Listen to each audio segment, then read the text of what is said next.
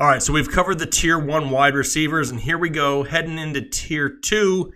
Let's find out who Kyle likes this year.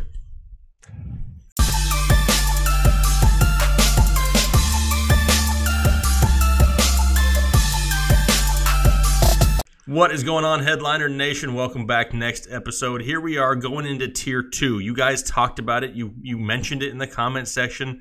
I mean, you like the top 12, but you wanted to see who's farther down the list. And we have plenty and plenty of weeks to go as far down this list as we need to. But in this episode, we're going to be covering 13 through 24 for the wide receiver position. Who are these Tier 2 wide receivers? Who are some of these guys maybe that we can get a couple rounds later to maybe solidify our roster here in 2019? That's what we're going to be talking about. Joined once again by Mr. Kyle Richardson. Kyle, how we doing? You know, wide receivers are always much more difficult for me to rank than running backs. I feel like I've got a good read on running backs every year, but wide receiver, there's always a few that just I want to move them, but I can't. The position's just so deep. It is so deep. Even if we're doing Tier 2 wide receivers right now, there's at least 6 or 7 other guys that I felt like I could put up here. So we'll see what happens. We'll see what happens. Again, way too early. Yeah, it's way too early. I mean, Super Bowl hasn't even been played yet. I mean, but we can't ever take a break from fantasy football because for all those dynasty guys out there and everything, everybody needs content year long. So here we are. Hashtag, what is it, Kyle? For the people. Hashtag, give the people what they want. That's right. Absolutely. All right. So we're going to start off here at the bottom. Once again, I can't be catching you off guard because it's the third show I've made you start from the bottom. So you should be ready to go, Kyle. I'm ready this time. Tell me who 24 through 19 are for you. I even had Tyler Lockett already highlighted because I knew you were going to start at 24. And that is who my wide receiver 24 is, Tyler Lockett. Huge step forward this year for the kid. Huge. Love Tyler Lockett. He's a guy that I really liked coming out of Kansas State. Was really kind of a role player, kick return guy to begin with. But this year he really stepped forward and became the wide receiver one in Seattle. Seattle, they want to run the ball. They want to establish the run. We've seen that. Chris Carson, Rashad Penny, we talked about them on the running back show. But they're still going to throw it. And they still have Russell Wilson, one of the better quarterbacks in the league. They're throwing it around too. Doug Baldwin being back, if he's healthy all in 2019, does that hurt Lockett at all? But Lockett, he seems like he could be a regression candidate. Touchdowns really help prop him up. And there was some other concerns about whether or not he was more boom or bust. But I think this is a kid that is a low-end wide receiver 2, high-end wide receiver 3 in PPR leagues. So I feel comfortable putting him at 24. And then I actually do have his teammate Doug Baldwin right in front of him. So I have these guys at 23 and 24 because I like them both. I like them both, especially if Doug Baldwin is healthy all year long. Tyler Lockett, big play guy, long touchdowns, things of that nature. Doug Baldwin, PPR, really going to rack up a lot of those receptions. I'm going to put them right next to each other, though, because I do like them a lot. That could change quite a bit, though, heading into next season. Corey Davis, I'm going to put at 22 because, honestly, the kid is just way too talented to be held down, even by Marcus Mariota. So I think the Tennessee Titans are going to have a much better game plan going into 2019, establishing the run, and then establish the run that opens up your wide receivers more, gives Marcus Mariota a little bit better of opportunities and more open windows. I think Corey Davis can create that separation, give him those opportunities. I do like Corey Davis heading into 2019. Julian Edelman in PPR, you got to have him as a wide receiver too. We talked about some concerns possibly with him, but I put him at 21 because what if Rob Gronkowski does end up retiring? And you mentioned how many receptions he had and the limited playing time he had after the suspension this year. Tom Brady, not throwing the ball deep, a lot of dink and duck type passes is exactly what Julian Edelman is good for. A guy that we didn't like this year that I am buying for next year, though, Allen Robinson comes in at wide receiver 20. A full year now, a full year. He's fully recovered, year back from the ACL injury. He gets an entire offseason this year to work out and be himself and not have to worry about his knee. A full year with Mitchell Trubisky, a full year in that offense. All of those things combined make me much higher on Allen Robinson being much more consistent going into next year. I don't think he's the 1,400 reception yards guy. I don't think he's double-digit touchdown guy. I don't think he's that. I don't think he's the best year that we've seen from him, but I think he's 1,000 receiving yards. I think he's anywhere from 7 to 9 receiving touchdowns. I think he is a potential potential wide receiver 2 for this year. I do like him. I am trying to buy him this offseason. Jarvis Landry is coming in at 19 for me. We saw that offense take a huge step forward in the second half of last season. We've both discussed how smart of a hire we think Freddie Kitchens was, bringing him back as the head coach. Baker, I'm feeling dangerous. Mayfield, who in the quarterback video you're going to talk about quite a bit when we do those. But obviously we both like Baker Mayfield. We like that offense. Jarvis Landry. I'm going to talk the rest of the time like this because I can't look at you. Jarvis Landry checks in at wide receiver 19 for me. Perfect. I love it. Most of it. Some of it. A little bit of it. All right, let's go into my top. Or actually, this is my bottom of the tier. So starting off at 24, this is where I have Allen Robinson. I know we kind of talked before the show, and you did mention how you were buying Allen Robinson this year. I don't mind Allen Robinson, but I have him right there at the back end of tier 2 because I still see some inconsistencies from week to week. I can see there's going to be some games in there that may be affected by weather once the winter months get going in Chicago. Whatever it may be, he may not be somebody that you can consistently rely upon week in and week out, in my opinion. Therefore, I have him as a low-end wide receiver 2, minimal risk. 23, and this one's a little bit of a shock to some people probably, but Brandon Cooks is at 23 for me. He had a great season, right? 80 receptions, 1,200 yards, only 5 touchdowns. Never really been a big, consistent touchdown guy, but part of it has to do because he has so much competition on that offense. I mean, you got 3 wide receivers and a stud running back to worry about every single week, but Brandon Cooks in that offense, still somebody who's going to be explosive on a weekly basis, and he doesn't need a whole lot of receptions to put up big numbers. That's just kind of how he has been all throughout his career. 22, Alshon Jeffrey. And we don't know what's going to even happen in Philadelphia. I mean, is it going to be Foles? Is it going to be Wentz? It should be Wentz, but Foles is, I mean, that's going to be a headache, and it's going to be talked about for months and months to come. Alshon Jeffrey, though, is still the big play receiver in that offense. However, I do think that Golden Tate takes away, that's hard to say, Golden Tate takes away some of that upside from Alshon Jeffrey. Tate may be more of the PPR option, kind of like he was in his Detroit days. Alshon Jeffrey's still going to be the big play guy there, though. Sorry to jump in. If they re-sign him, though, he's got to re-sign first. So, yes. Do you think he stays in Philadelphia? I think he does. I know he's made some comments like he wants to. All signs are pointing to him staying there, and he should stay there. I don't know if there's going to be a huge market for him. I expect him to re-sign there until he's not. If that happens, then he'll move on the rankings either up or down based off that. I'm just going off what I've kind of feel as of, January 24th. Hence the way too early. I just figured I'd give you a chance to clarify before the comments came in. Okay. No, Tate's not even there next year. So yeah, exactly. I just wanted to make sure I knew what you were talking about. But Right. Yeah, it all depends, but it's what it sounds like. And it would be smart, I think, for them to re-sign him there. But I don't work for the Eagles, and I don't have a job in the NFL. So what do I know? 21, I have Kenny Golladay. Now Marvin Jones could be back, but is it Kenny Galladay's spot now? I mean, there's a lot of questions in that offense. We talked about it in the running back video with Kerryon Johnson, and now Kenny Golladay on the wide receiver side. I mean, what is really going to happen? What is this offense going to be? Because at times this season, Detroit didn't look good at all, like anywhere. And it's kind of disappointing because Matt Stafford was always one of those guys that could really produce some decent wide receivers. Hoping Kenny Golladay can continue taking a step forward. Still a decent season, 70 catches for 1,063 yards and 5 touchdowns. But hopefully he can continue to inch his way up. I don't see a huge step this year.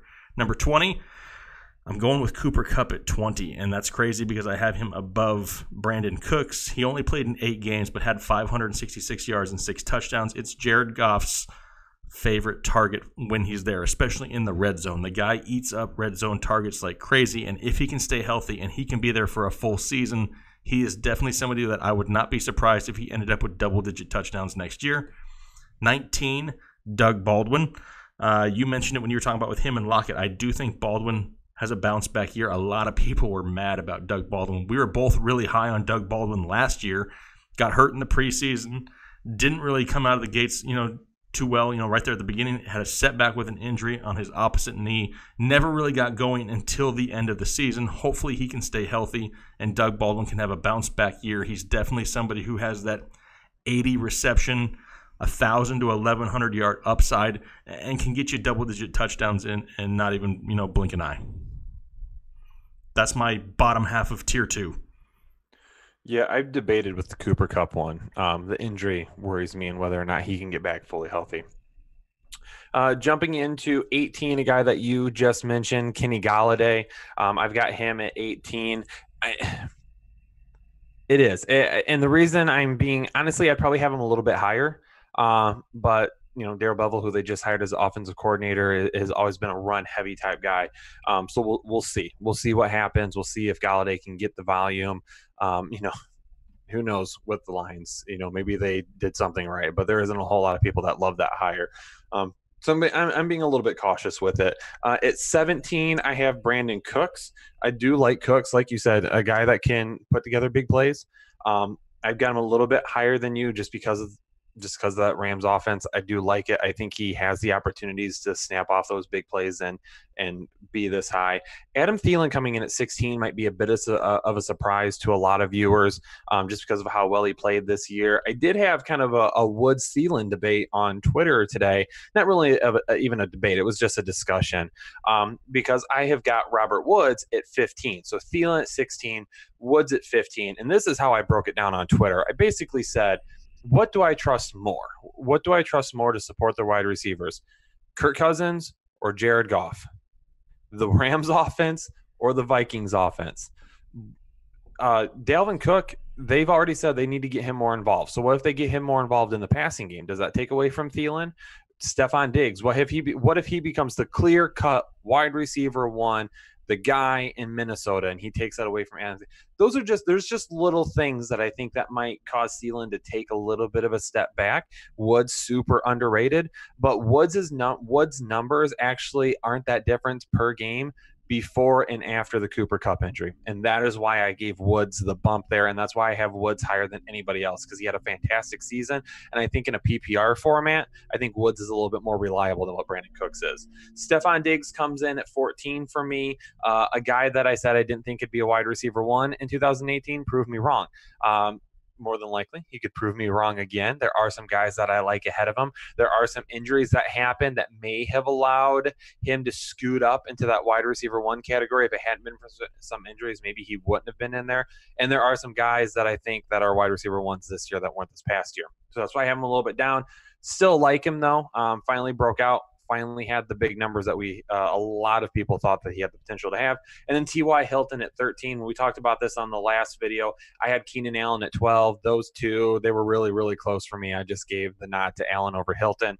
Hilton is obvious wide receiver one upside. I have him just outside that right now, though. Yeah, 100% agree. I think I had T.Y. right there at 12. So, yeah, they're neck and neck. All right, going into mine, starting off at 18, and that's where I have Robert Woods. I think you hit it right on the head when you said he's the most consistent option. That I agree with. Kupp, I would say, has the red zone upside. Cook's the big playability. Woods, everything else. I mean, he is just the jack of all trades in that offense. Had 86 receptions, 1,200 yards, 6 touchdowns. In my opinion, the safest of the trio. 17, Julian Edelman. He put together 74 receptions in 12 games. And if Gronk does retire, if Gronk leaves, even if Gronk is there, is it the same Gronk as it's always been? Not really. Julian Edelman is turning into, actually, he's been into, it's just the same old thing with Julian Edelman, the safety valve for Tom Brady. He's going to see double-digit targets on most weeks and has huge upside, especially in PPR leagues. 16, I have Jarvis Landry at 16. A lot of people were mad at Jarvis this year. He didn't produce like a lot of people thought he would, but he still ended up with 81 catches, 976 yards, and 4 touchdowns. We've talked about how much we love the offense going forward, and you kind of hinted at as my love for Baker Mayfield may go next year. Well, Baker Mayfield can't get to where I think he's going to go unless Jarvis Landry is a big part of that. I do expect Jarvis Landry to take a step forward this year. Second year in that offense. Freddie Kitchens coming in really helps things out. Antonio Callaway. He's still gonna be Antonio Callaway. I just had to find a way to mention his name. It's been too long. That's okay. Yeah, throw it out there every once in a while.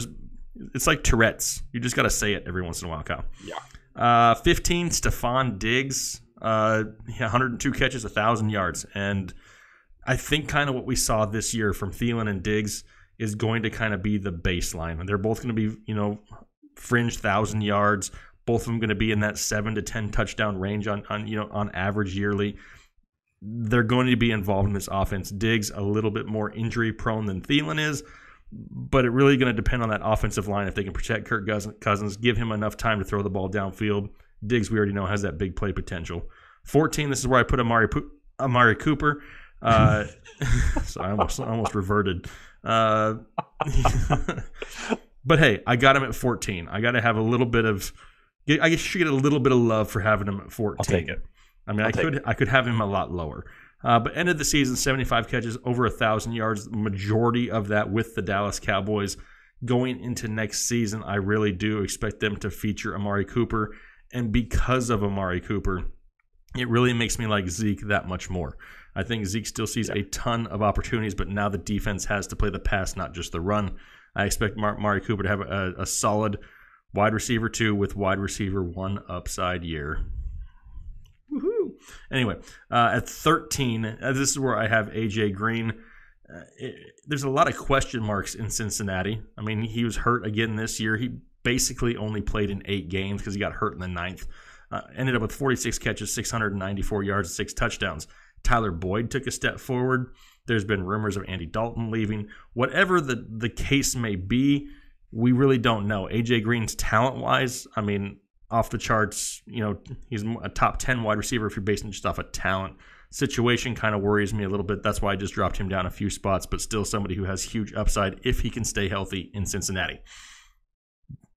So before we move on, real quick, because this is a question that I've seen come up quite a bit, especially today, and since we're talking about these wide receivers, and I have talked about both of them, with Adam Thielen, do you think Adam Thielen is what we saw in the first half, what we saw in the second half, or a mix of the two halves? It's hard because if you would have asked me, I mean, I'm not going to backtrack on what I said. I wasn't overly high on Thielen last year. And it's not because of Thielen's, skill set or anything like that.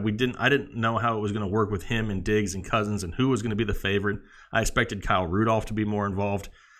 I think that I think in order to get this team to the next level, they need to branch out from not just Diggs and Thielen. They need to get other pieces involved. They need to get Dalvin Cook 20 to 25 touches a game. They need to quit messing around in that backfield. If they're going to continue to just force feed Thielen and Diggs, they should get used to not being in the playoffs, because I don't think that's what's going to make them a solid playoff team. Fire. I mean, I'm just saying, I'll tag them in this video. I don't care. I just they have to be more. I mean, they were so committed to those two, which deservedly so. They're great wide receivers, but overall, they couldn't put it all together as a total offense. Yeah, that's true. I just wanted to get that clear, because I think that's a question that a lot of fantasy owners will have on their mind. Diggs, Thielen, Diggs. What Thielen do we see? Was it first half? Was it second half? So, no, that was just clarification I was looking for. I don't even think I answered your question. I kind of rode all the way around it, but it's still an answer. Good enough for me. Okay, it's good enough for me. It's good enough for fantasy or for Headliner Nation. That's right. I'm sure they understand what I'm trying to say.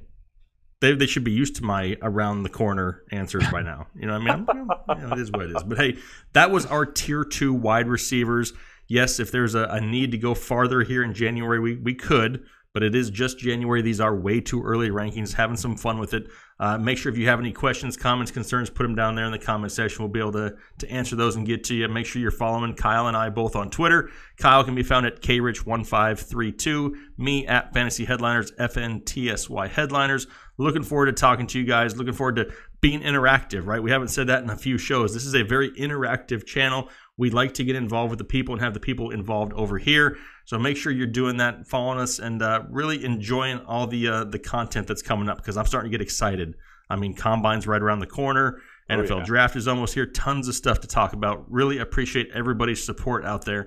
And just to throw it out there again, if anybody wants to see Kyle and I do the Oklahoma drill live on YouTube, go to Patreon. We've put a wager, I guess, out there. If we can get 100 supporters on Patreon, Kyle and I will line up and do the Oklahoma drill against each other. Just throwing that out there in case anybody wants to see it. Oh, boy. Do you want to see it, Kyle? What do you mean, see it? I'll be living it. You want to live that, Kyle? It'll be happening. It'll be right here. That's right. That's right. You better believe I'm going to blue 42 on 2, set, go. I'm going to go at it. It's going to be fun though. But hey, I feel like someone's going to have to throw a flag for a false start on you. You just look like the type of guy who's going to false start. No, I'm going to totally line up offsides, Kyle. Totally. I'm just telling you right now. But no, hey, we appreciate you guys' support. Make sure you guys have a good rest of your week, and we'll talk to you guys later. Have a good one. Yeah.